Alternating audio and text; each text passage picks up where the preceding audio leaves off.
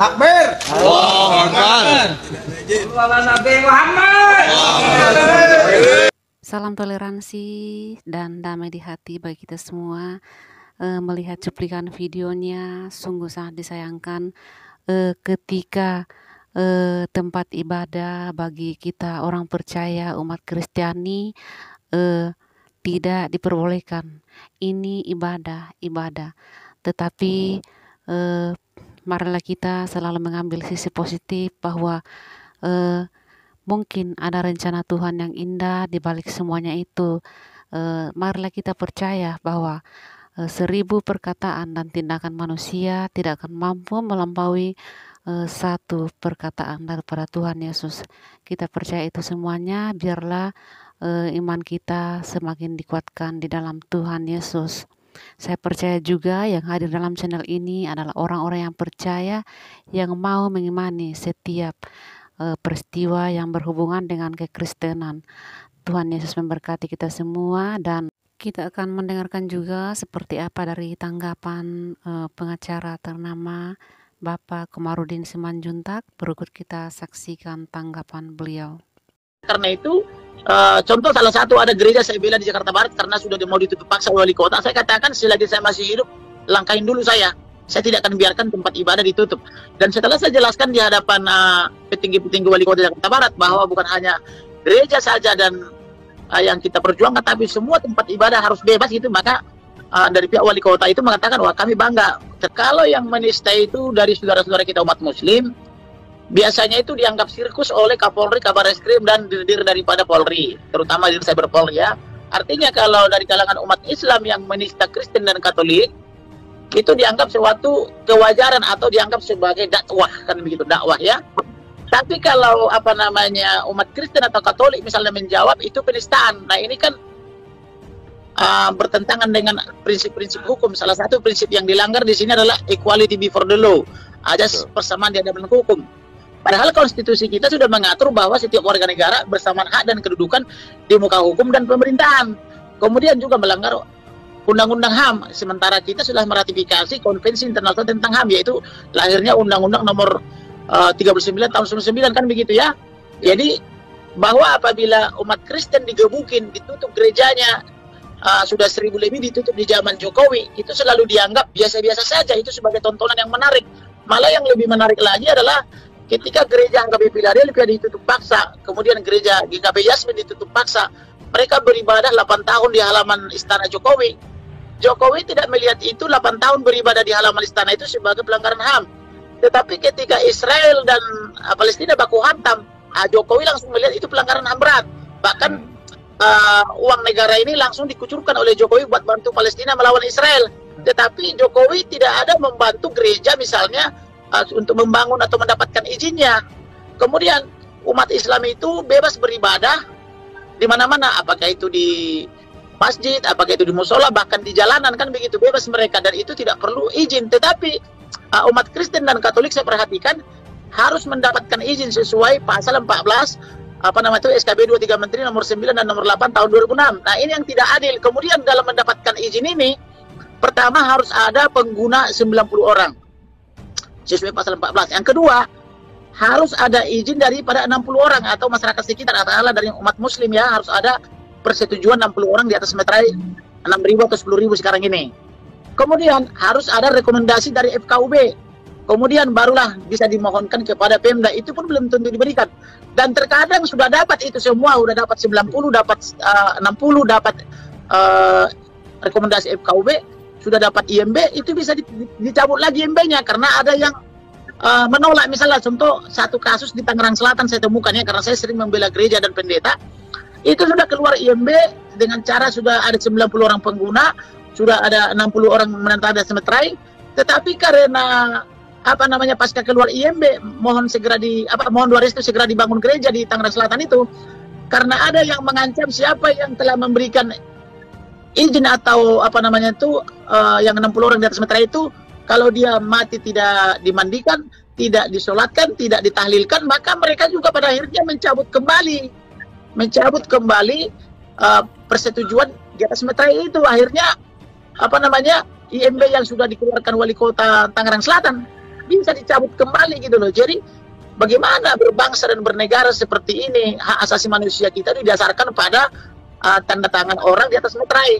Sedangkan kita ini bukan anak tiri daripada republik ini. Seperti saya lah misalnya. Negara Indonesia ini berdiri karena peran opung saya. Itu selalu saya katakan kepada putra-putri Soekarno karena saya pengacara mereka.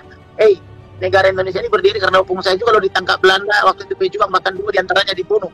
Jadi kami bukan anak tiri ya, tapi anak kandung juga kan begitu. Tetapi dalam perlakuan Kristen, Katolik dan agama lainnya itu selalu dianggap bukan anak kandung. Yang dianggap anak kandung hanya saudara-saudara kita dari umat Muslim. Ini yang tidak adil. Nah, ini yang kita perjuangkan. Nah, ini kan pelanggaran HAM ini. Dan pemerintah selalu pura-pura nutup mata kalau terjadi pengerusakan gereja seperti katakanlah misalnya kemarin waktu Natalan di Lampung ditutup, kemudian sebelumnya di Damasraya Padang sana, kemudian tahun ini juga Januari di Pulau Batam, udah bahkan minggu lalu di Rancai ke Bandung kan gitu, gereja KBP ditutup lagi. Dan pemerintah biasanya pura-pura nggak tahu, jadi artinya punya mata tak melihat, punya telinga tak mendengar begitu.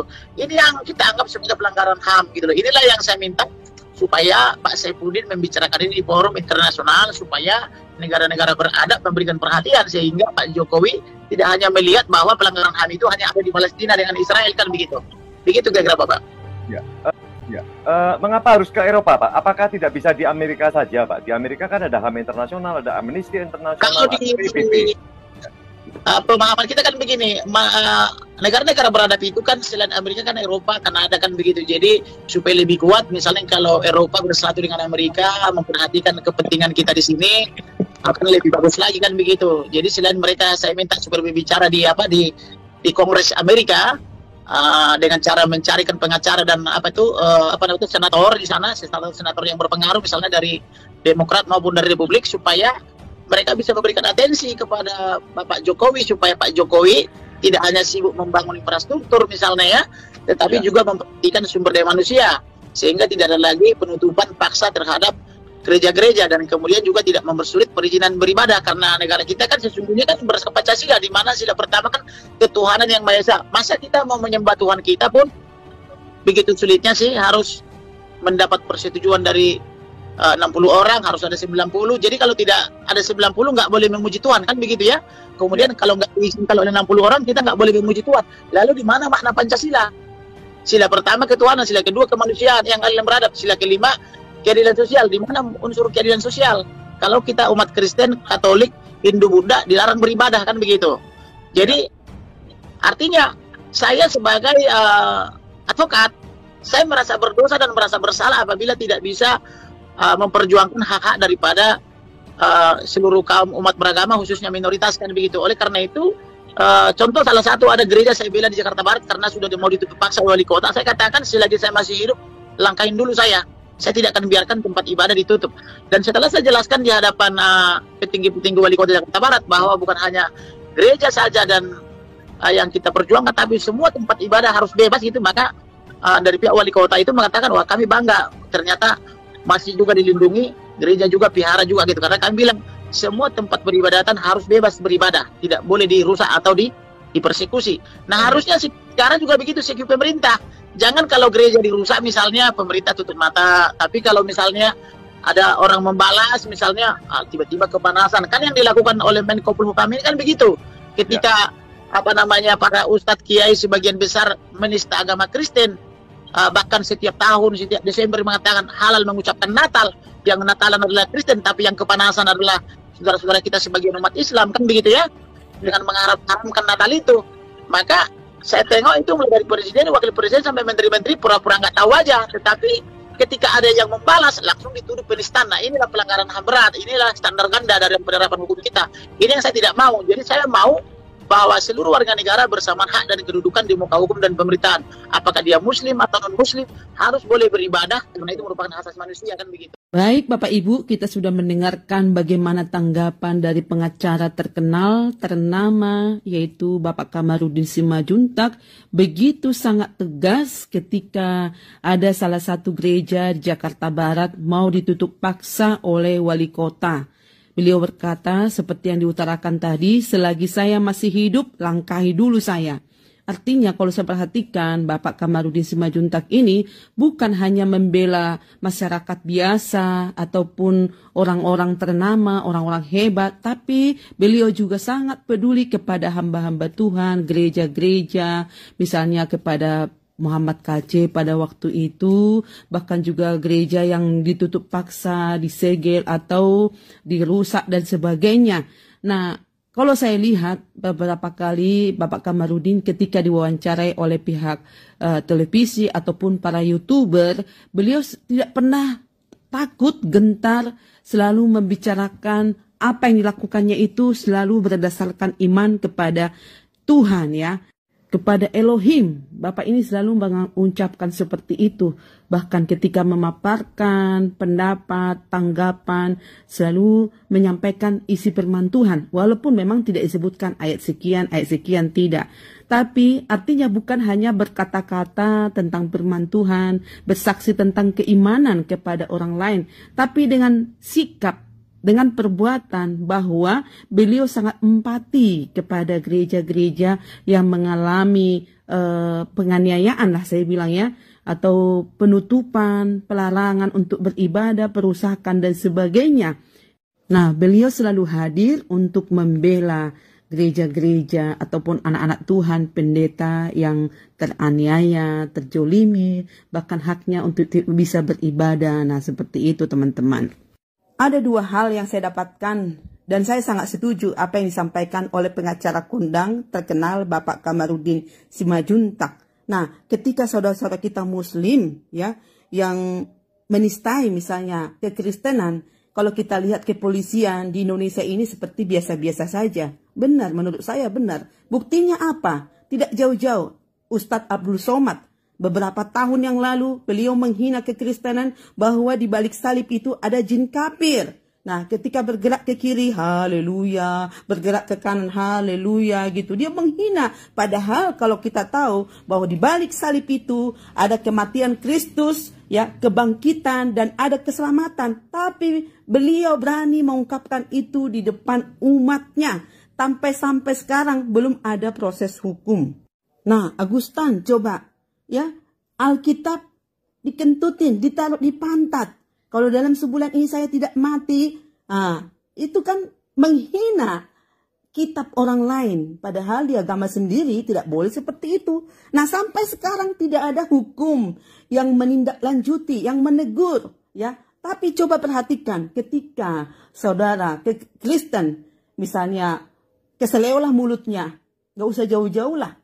Muhammad KC langsung apa? Masuk proses hukum dan dipenjara. Nah, Yahya Waluni berapa bulan dibandingkan dengan Muhammad KC, Bapak Ibu. Itu memang saya perhatikan kekurang adilan hukum yang ada di Indonesia. Masih banyak lagi. Ustadz Kainama ya, selalu ketika dia berdakwah hanya Alkitab, hanya Yesus yang dijelek-jelekkan. Ya, bayangkan kalau memang Ustadz yang baik, sampaikanlah ajaran tentang Al-Quran. Jangan memotong-motong sepihak-sepihak. Dan beliau mengungkapkan bahwa pendeta itu penyebar hoax sepanjang masa. Karena disampaikan tentang Yesus Kristus mati bangkit pada hari yang ketiga. Itu mah bukan hoax Bapak Ibu teman-teman. Itu kebenaran yang ada di dalam Alkitab. Karena apa? Yesus mati bangkit pada hari yang ketiga. Tanpa kebangkitan, sia-sialah kepercayaan orang yang percaya kepada Yesus. Nah, berani banget ngomong bahwa pendeta itu penebar hoax. Ini yang seharusnya dibawa ke proses hukum. Nah, masih banyak lagi teman-teman. Misalnya Ustadz Nandar, dia bilang saya ini evangelis tapi mengutip-ngutip ayat-ayat Alkitab, menjatuhkan, mencari kejelekan. Sampai sekarang gak pernah kena hukum. Coba, kalau kita lihat dari orang-orang sebelah, orang-orang Kristen ya, YouTuber, apologet Kristen yang itu, misalnya Bapak Manyebulu, sekarang proses dengan hukum, Gracia Pelo. Coba dulu. Makanya ini tadi yang disampaikan oleh Bapak Kamarudin Simajuntak, supaya Bapak Presiden Jokowi juga harus netral melihat yang minoritas. Ya, jangan hanya melihat yang mayoritas, karena kita ini negara Indonesia, hak dan kewajiban kita itu sama itu. Nah, yang kedua tentang kebebasan untuk beribadah ya. Mau di gedung yang sudah beribadah janganlah dilarang. Seperti kasus beberapa bulan yang lalu, orang beribadah tiba-tiba si Pak RT datang melarang. Bayangkan, siapa yang nggak kesal ya. Nah, itulah yang terucap dari SKUB itu kan. Ada peraturan ini segala macam. Dan ini sangat mempersulit umat Kristiani untuk beribadah. Mudah-mudahan Bapak Presiden, bahkan Menteri Dalam Negeri, Menteri Agama, melihat situasi seperti ini gitu loh. Jangan tutup mata, jangan mendengar tapi tidak memperhatikan, melihat tapi tidak memperhatikan. Kasihan gitu loh. Inilah jeritan kita, khususnya kita hamba-hamba Tuhan. Kasihan melihat begitu ya. Padahal kita kan beribadah tidak mengganggu orang lain. Coba kita lihat tempat hiburan, bisa berdiri gitu loh. Di sana sedang apa? Orang ini beribadah, kok bisa dilarang, dihalang-halangi, bisa teraniaya. Nah, seperti itu. Mudah-mudahan video ini bermanfaat ya teman. Terima kasih. Shalom.